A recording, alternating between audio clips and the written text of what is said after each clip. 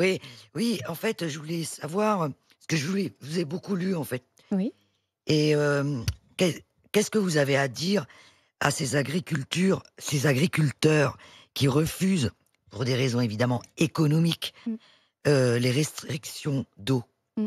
Je voulais vous poser parce Alors que eux, sinon ils crèvent. alors les restrictions d'eau et 2, est-ce qu'il faut faire des bassins de rétention ou pas? Et c'est la question qui fâche, celle-là toujours aussi. Alors, allons-y pour les 2 questions. Mmh. Alors, les restrictions et les bassins de rétention. La première, moi je comprends complètement que ce soit un modèle économique et qu'ils aient besoin pour pouvoir survivre d'avoir ce modèle économique. Et d'ailleurs, juste en parallèle, ce modèle économique est aujourd'hui en train de se confronter à d'autres modèles économiques. Qui est-ce qu'on privilégie en premier? Regardez le lac de Serponçon. Est-ce qu'on privilégie l'alimentation électrique de nos populations avec des lâchers de barrages? Est-ce qu'on privilégie l'activité nautique parce qu'il y a des gens qui vivent à l'année uniquement sur quelques mois de cette activité touristique et on a besoin de garder l'eau? Et puis ensuite, est-ce qu'on donne de l'eau en aval à l'agriculture? Donc on voit bien qu'en fin de compte, tout le monde est en train de se confronter. Et c'est là où il va falloir faire des choix. Il va falloir peut-être modifier nos modes de plantation. Utiliser le sorgho, par exemple, a besoin d'énormément de chaleur et de très peu d'eau. Eh bien, c'est quelque chose qui pourrait venir pallier à ce problème.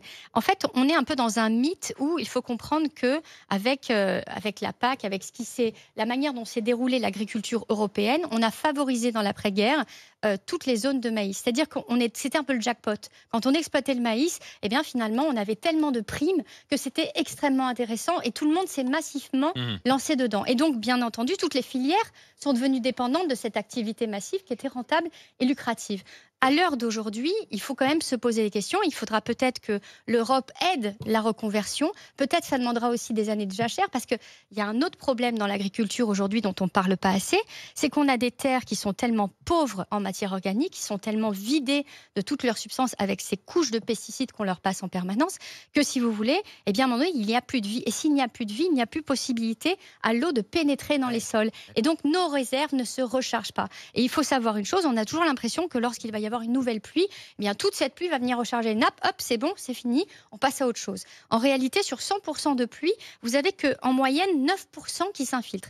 9%, c'est dans le cadre idéal. C'est-à-dire dans un cadre où on a un sol qui est en bonne santé, qui peut permettre de récupérer de l'eau. Donc aujourd'hui, on a créé des sols imperméables partout, dans les villes, avec l'artificialisation des sols, mais aussi dans nos campagnes. Et donc, c'est ça qu'il faut modifier. C'est-à-dire qu'il faut rejouer avec le cycle de l'eau en récupérant cette eau. On a aussi perdu nos zones humides. Les zones humides, c'est Mmh. ce qui permet de recréer des pluies, des petits cycles de l'eau.